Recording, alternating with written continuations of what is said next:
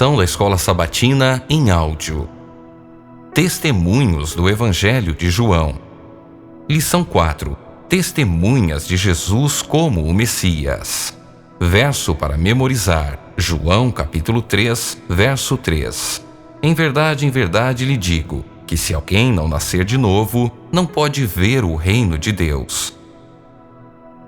Sem dúvida, Jesus deu às pessoas evidências bíblicas poderosas que confirmaram as reivindicações que ele fazia sobre si mesmo, inclusive esta: em verdade lhes digo, quem crê em mim tem a vida eterna. João capítulo 6, verso 47. No entanto, há algo a mais: transformar água em vinho, alimentar milhares de pessoas com apenas alguns pães, curar o filho do oficial, curar o paralítico no tanque de Betesda, dar visão ao cego de nascença e ressuscitar Lázaro dentre os mortos. O evangelista recorre a inúmeros eventos e pessoas para dar testemunho de quem é Jesus: judeus, gentios, ricos, pobres, homens, mulheres, governantes, pessoas comuns, instruídos e pessoas sem educação formal. João aponta até mesmo para o testemunho do próprio Pai e para as Escrituras. Todos dão evidências da identidade de Cristo. O estudo desta semana começa com o poderoso testemunho de João Batista. Outras testemunhas também sobem ao palco: André e Simão, Pedro, Filipe e Natanael, e uma testemunha bastante inesperada, o fariseu Nicodemos. Mas outra testemunha fica nas sombras: o outro discípulo que estava com André, o próprio João, irmão de Tiago. Domingo 20 de outubro, o testemunho de João Batista. Como vimos na lição da semana passada, o Evangelho de João começa com Jesus Cristo, a Palavra ou o Verbo, em sua existência eterna antes da criação. Mas no mesmo prólogo de João, João Batista aparece como testemunha de Jesus. Alguns judeus da época esperavam dois Messias, um sacerdotal e outro real. João ensina claramente que João Batista não reivindicava ser um desses Messias. Em vez disso, era uma testemunha do único e verdadeiro Messias. Os líderes religiosos enviaram sacerdotes e levitas para perguntar a João quem ele era. Diante das altas expectativas messiânicas que havia na Judéia, era importante que João Batista esclarecesse sua relação com essas expectativas. Ele não era a luz, mas tinha sido enviado por Deus para dar testemunho da luz e preparar o povo para a vinda do Messias. Por isso, ele respondeu de maneira tão clara quanto possível: eu não sou o Cristo. Além disso, João batizava com água, mas Cristo batizaria com o Espírito Santo. João não era digno de desamarrar as correias das sandálias de Jesus. Cristo era mais importante do que João, porque existia antes dele. Jesus era o Filho de Deus, e João apenas apontou para ele. Em uma época de estradas esburacadas e cheias de pedras, às vezes, servos eram enviados à frente do rei para nivelar a superfície das estradas e eliminar curvas acentuadas para suavizar o caminho do rei. Assim, cumprindo a profecia, João veio a fim de preparar o coração das pessoas para Jesus. Segunda-feira, 21 de outubro, o Cordeiro de Deus. A nação hebraica esperava um Messias que a libertasse de Roma. Um dos objetivos do Evangelho de João era mudar a compreensão dos leitores sobre o Messias, para que reconhecessem em Jesus o cumprimento das profecias a respeito do Rei vindouro. O Messias não seria um governante terrestre. Ele tinha vindo para cumprir todas as promessas do Antigo Testamento a respeito dele mesmo, inclusive o seu alto sacrifício em favor do mundo, e para restaurar o relacionamento entre Deus e o seu povo. A declaração de João Batista sobre Jesus como Cordeiro de Deus confirma o propósito do Evangelho de João, que é trazer uma compreensão renovada da obra e da natureza do Messias. Jesus seria o cumprimento das promessas do sistema sacrificial, remontando a promessa do Redentor dada pela primeira vez em Gênesis capítulo 3, verso 15. Quando no batismo de Jesus, João o apontou como Cordeiro de Deus, nova luz foi projetada sobre a obra do Messias. A mente do profeta foi dirigida às palavras de Isaías. Como cordeiro, foi levado ao matadouro. Ellen G. White, O Desejado de Todas as Nações, página 99. Ainda que João Batista precisasse conhecer mais sobre o ministério de Jesus, tinha certeza de que ele era o Messias prometido, aquele que viera cumprindo as profecias. Terça-feira, 22 de outubro. Os 2 discípulos de João. 2 discípulos de João estavam com ele quando Jesus passou. João declarou: Eis o Cordeiro de Deus. Ao ouvir a mensagem sobre o Cristo, que cumpriria as profecias sobre a vinda do Messias, deixaram João para seguir a Jesus, reconhecendo que ele era maior do que João e era o cumprimento da mensagem do profeta.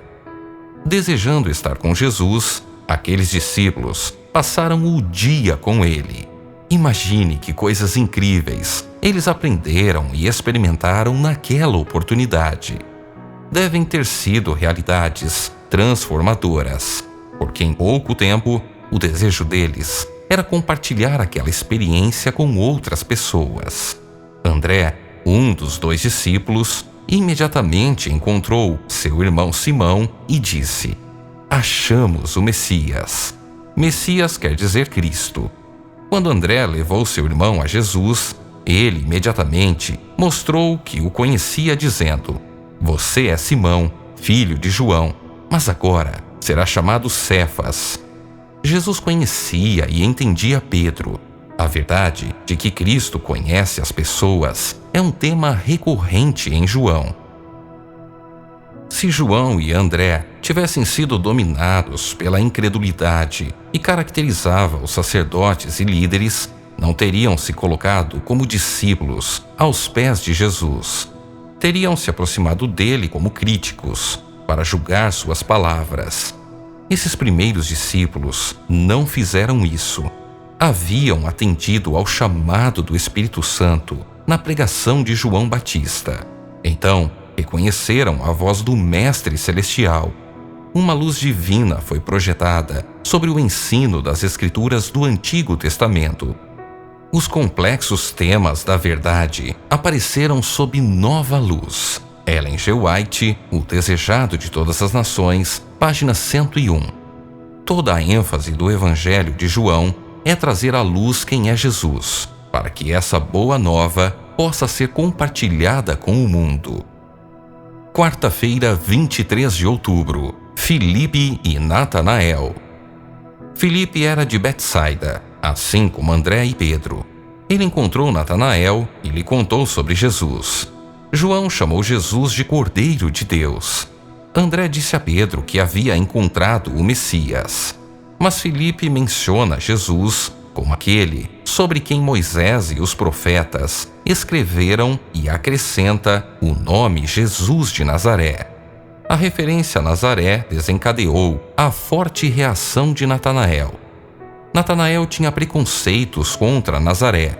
Um rei não viria de tal local.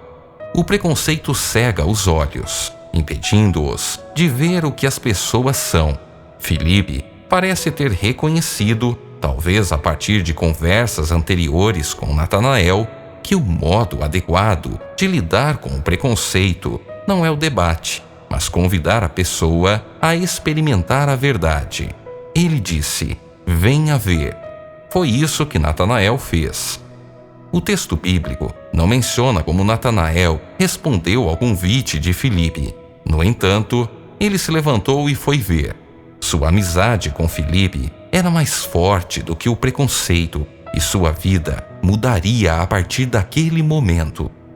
Jesus diz palavras bonitas sobre Natanael, um grande contraste com o que o próprio Natanael havia dito sobre Jesus. O discípulo responde surpreso, porque afinal não o conhecia.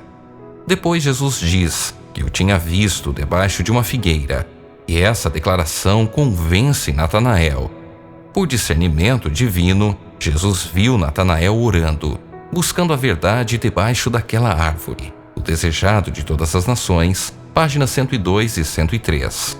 Natanael, então, faz uma confissão cheia de entusiasmo, chamando Jesus de Mestre, Rabi, Filho de Deus e Rei de Israel. A revelação de um fato aparentemente insignificante levou a uma confissão de fé. Quinta-feira, 24 de outubro, o testemunho de Nicodemos. Nicodemos era mestre em Israel e um abastado membro do Sinédrio. Seu testemunho tem papel importante por vários motivos. Ele se referiu a Jesus como Rabi e apontou os sinais que Jesus fazia como evidência de sua missão divina. Antes que Nicodemos percebesse, ele já mencionava evidências de que Jesus é o Messias.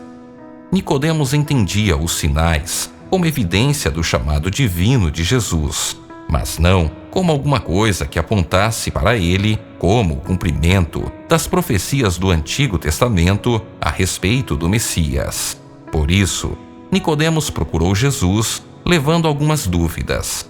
Naquele momento, ele não reconhecia Jesus como Cristo.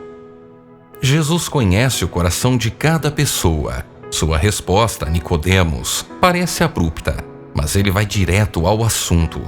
Embora os judeus acreditassem que os gentios precisavam ser convertidos, muitos não entendiam que eles também, mesmo fazendo parte do povo escolhido, precisavam de uma experiência de conversão. Ninguém nasce salvo, independentemente da sua nacionalidade ou da igreja em que foi criado. A maravilhosa herança dos judeus, que remonta a Abraão, sem dúvida, lhes oferecia privilégios. Mas isso não era suficiente. Jesus disse a Nicodemos algo impensável. Ele, mestre e líder em Israel, precisava nascer de novo, do alto. Jesus então confrontou Nicodemos com sua própria ignorância espiritual. Em outras palavras, como é que você, um mestre tão respeitado, não sabe disso? Deve ter sido uma repreensão muito forte. Apesar de quaisquer dúvidas que Nicodemos tivesse a respeito de Jesus naquele momento, depois ele se uniria aos seguidores de Cristo. Sexta-feira, 25 de outubro, estudo adicional. Nicodemos examinou as Escrituras de maneira nova, não para discutir uma teoria, mas a fim de receber a vida eterna. Ao submeter-se à direção do Espírito Santo, começou a ver o reino de Deus. Por meio da fé, recebemos a graça de Deus. Mas a fé não é nosso Salvador. Ela não obtém nada. Ela é a mão que se apega a Cristo e se apodera de seus méritos, o remédio contra o pecado. O arrependimento vem de Cristo tão certamente como o perdão. Todo aquele que tem sido enganado e mordido pela serpente pode olhar e viver. Eis o Cordeiro de Deus, que tira o pecado do mundo. A luz que brilha da cruz revela o amor de Deus. Seu amor nos atrai a Ele. Se não resistirmos a essa atração, seremos levados ao pé da cruz em arrependimento pelos pecados que crucificaram o Salvador. Então, o Espírito de Deus, por meio da fé, produz uma nova vida.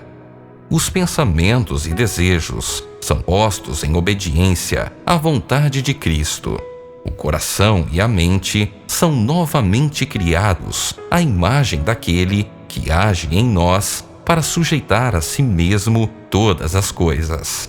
Então, a lei de Deus é escrita na mente e no coração, e podemos dizer com Cristo: agrada-me fazer a tua vontade, ó Deus meu. O Desejado de Todas as Nações, páginas 130 e 131. Perguntas para consideração. João Batista preparou o caminho para Jesus. O ministério dele foi bem sucedido do ponto de vista humano. Como você define sucesso em termos espirituais? João Batista expressou dúvidas sinceras. O que motivou as perguntas dele e o que aprendemos com isso sobre como ser firmes em nossa fé? Como Nicodemos, alguém que tinha conhecimento, podia ser tão ignorante em relação às questões mais importantes? Que lições aprendemos com essa situação? Você ouviu a lição de número 4 da Escola Sabatina, 4º trimestre de 2024. Narração Alberto Júnior. Para receber a lição da próxima semana, se inscreva no canal e ative as notificações. Compartilhe com seus amigos e familiares. Que Deus te abençoe.